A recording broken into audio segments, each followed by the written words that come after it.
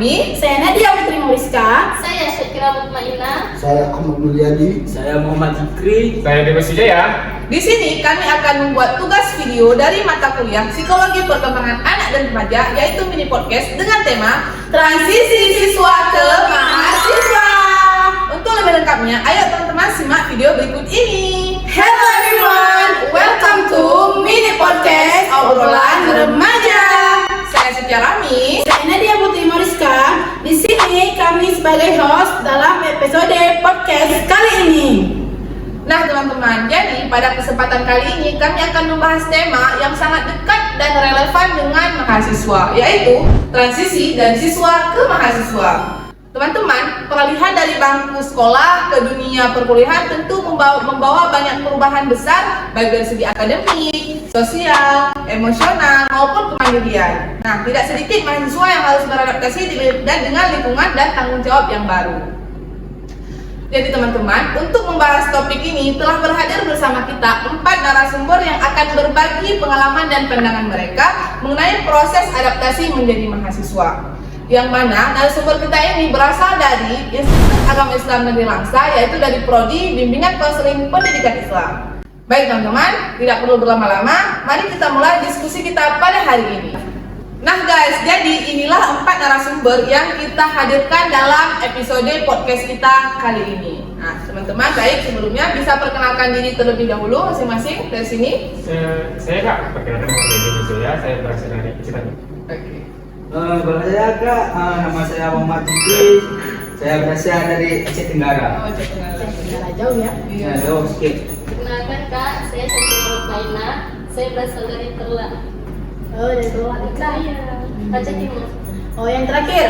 Oh, perkenalkan nama saya Ahmad Mulyadi. Saya dari Aceh Timur, tepatnya di Ponara. Oh, benar. Tahu ya.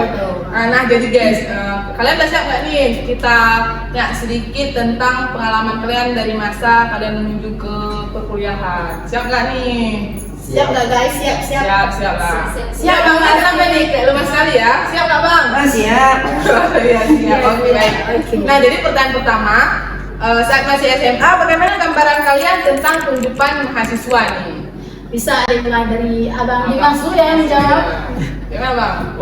Kalau melihat pengalaman saya ya, Ya. untuk gambaran kuliah saya rasa sangat wah ya. Karena kan kita dari siswa ke mahasiswa. Iya, betul sekali. Bayangan saya, kita ini bukan orang yang bisa disepelekan lagi. Itu kan. Oh, itu ya. Oke, baik. Kalau dari sisi kakak ini? Menurut saya kuliah itu kayak seru waktu masih SMA. Jadi sebelum masuk ke jenjang perkuliahan, jadi dari semenjak SMA masih memikirkan bahwa kuliah ini seru gitu ya. Oke baik. Nah, jadi apakah kenyataannya sesuai dengan yang kakak-kakak nih bayangkan dulu? Enggak. Kalau abangnya sesuai nggak? Enggak. Kenapa nggak sesuai? Karena kalau dibilangnya saya masuk kampus ini karena terpaksa ya. Oh terpaksa. Kok bisa nih? Bisa nggak kamu ceritain Iya, sedikit saja? cerita sedikit dulu nih, sipil kak. Dulu saya ini Besar. mau menjadi anggota lah ya. Oh, anggota apa nih? Kira-kira ya? Anggota DPR kah? Anggota rokok. Anggota rokok kita ya. Jadi apa tantangan terbesar yang kalian rasakan saat pertama kali menjadi mahasiswa? Siapa ya? Kalau dari abang yang baju ini? Baju kotak-kotak. Oh, sama ya. Saya tapi Bang Zikri ya? Oh iya, Bang Zikri. Dari abang, apa tantangan terbesar abang? Tantangan sebesar itu UKT ya. UKT, dari ekonomi berarti ya. ekonomi. Baik. Itu yang sering terjadi ya? Iya, sangat sering ya di mahasiswa sekarang. Kalau dari abangnya sendiri? Abang Dimas? Oh, masih Masih bingung. bingung. Aduh, tantangan Jadi, terbesar pas masuk masih bingung. Oke, nggak apa-apa. berarti kira-kira ini mungkin gak ada tantangan ya dengan sini begini. Ada Iya, tantangan ya. ya. Iya. Oke, baik. Selanjutnya kita akan bertanya kepada kakak Syakira ya. Dimana pertanyaan itu adalah apa yang paling berbeda antara kehidupan SMA dan kehidupan mahasiswa? Beda kali. Kalau di SMA kan banyak diarahkan oleh guru kan. Kalau di kuliah harus kita yang itu sendiri. Oke, berarti harus kita yang berusaha sendiri ya. Oke. Kalau dari sisi abang ini, Susah untuk tidur siang. Oh, susah tidur sih. Saya di sekolah tuh sering tidur. Oh, di sekolah tidur. Oke, baik. Dua jawaban yang sangat berbeda ya. Oke. Selanjutnya ada pertanyaan satu lagi nih, yaitu apa ya? Apa bentuk kemandirian yang paling kakak dan abang rasakan setelah menjadi mahasiswa? Kemandirian apa nih? Kemandirian. iya kayak rasanya kalau semenjak jadi mahasiswa merasa lebih mandiri dari bidang apa nih yang lebih Ya. mandiri? Bidang masalahnya kayak pekerjaan rumah. Oh, jadi lebih bisa nge-handle sendiri kan Iya. sama jadi pantauan ya. Bisa masak, Oh, nyuci, oke, gitu. oke, oke. Terpaksa nggak tuh? Terpaksa kan ini? Terpaksa banget itu. Oke. Paksa ya. Pernah nggak merasa lelah sama tanggung jawab sebagai mahasiswa? Kalau pernah, gimana tuh cara kalian mengatasinya? Untuk lelah sepertinya tidak ada. Nggak ada, oke.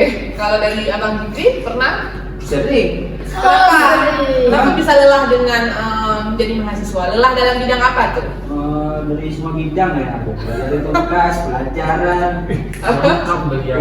Jadi kalau lelah tuh biasa cara mengatasi kelelahannya tuh pakai cara apa? Pertama tuh kadang Pasti tidur main ya. Oke, tidur. Ya, Biasa ada main- tuh. Apa? Main game. Main game. Oke, Biasa lagi biasa kayak gitu. lagi ya. Bisa lah. Lagi? Kopi. Ngopi kuat jalan-jalan ya. Iya. Oke, sama kayak ya. Sama ya. Oke. Udah beres ini kayaknya. Dari Bang Mul ya. Bang Mul, menurut Bang Mul seberapa penting sih di lingkungan kuliah tuh adanya seorang teman? Oh, sangat penting. Penting tuh kenapa? Karena kalau nggak ada teman, kita jadi orang yang nggak tahu apa-apa. Kok bisa kayak gitu? Kok jadi nggak ada teman, nggak tahu apa-apa? Jadi kita Orang ada mon. Jadi kita harus wajib gitu punya teman. Kalau nggak ada teman nggak tahu apa-apa. berarti kita emang ada teman bodoh gitu ya? Bukan juga bodoh. Jadi Nah, gimana jadi nih Bang gimana Mo? dari pendapat Bang Mo? Kita nggak bisa mencari pendapat dari orang lain. Oh gitu ya, menurut Bang Mo ya. Oke, baik, bisa diterima ya. Jual organisasi. Kalau menurut Bang Mo tuh seberapa penting sih lingkungan pertemanan dalam proses adaptasi mahasiswa baru? Kalau pertama masuk kuliah tuh seberapa penting cari teman? Oh, sangat penting. Soalnya dari pertemanan itu kita bisa mempelajari sikap-sikapnya, pelajarannya. Atau, oh, halo Bre, dari sekolah mana? Apa? Dari jam apa? Dari pulangnya. Iya, bisa. Dalam. Nah, Nah, jadi guys, dari teman-teman di sini gimana nih kalau cara teman-teman mengatasi stres kalau banyak tugas? jadi kakak ya. Oh, boleh. Kalau aku sih healing ya, jalan-jalan. Oh, refreshing lah, refreshing energi. Biasa kalau healing itu kemana? Ke perairan kayak laut. Oh, laut.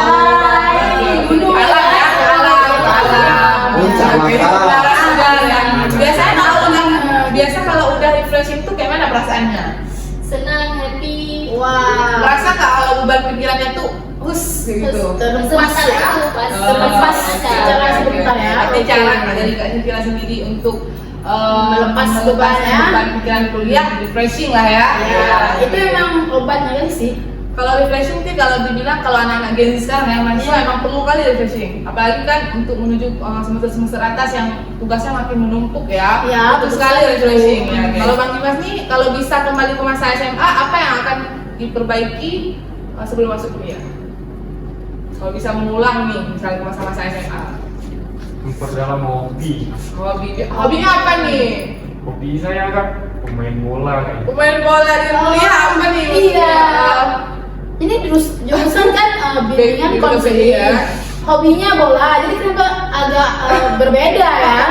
Itulah yang saya bingungi kan. Makanya kalau disuruh PSB kayak akan ngambil jurusan mungkin tidak Penjas. kuliah langsung nggak penjas juga karena memang saya dari dulu nggak niat kuliah hanya saja lebih kita tekuni hobi. Oh ini terpaksa nggak nih kuliah?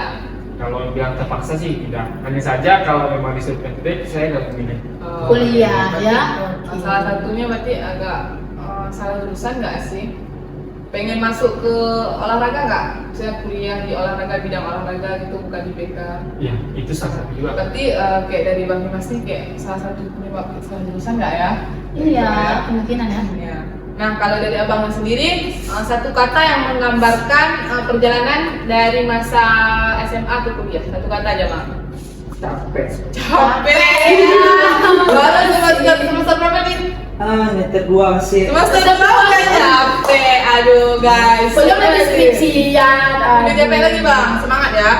Semangat. Semangat ya kuliahnya, guys. Nah, teman-teman, jadi dari semua pengalaman yang sudah teman-teman bagikan pada podcast kali ini, apa satu pesan dan motivasi yang ingin teman-teman sampaikan kepada siswa yang sedang bersiap-siap masuk kuliah, masuk perguruan tinggi? Adalah menunda pengangguran 4 tahun. Oke. Kalau dari abang ini? Kalau kuliah nanti kalau capek jangan lupa healing. Oke. Itu udah pasti dong, Bang. Dari abang Mul. Jangan kuliah kalau kalian pengangguran. Maksudnya gimana tuh? Bingung nggak tuh? Ya. Apa-apa, mungkin Itu menurut pesan abang ya. Oke. Kalau dari kakak ini apa pesan untuk dan motivasinya? Kuliah lah biar capek. Nah, biar capek. Biar Oke, capek, teman-teman, ya.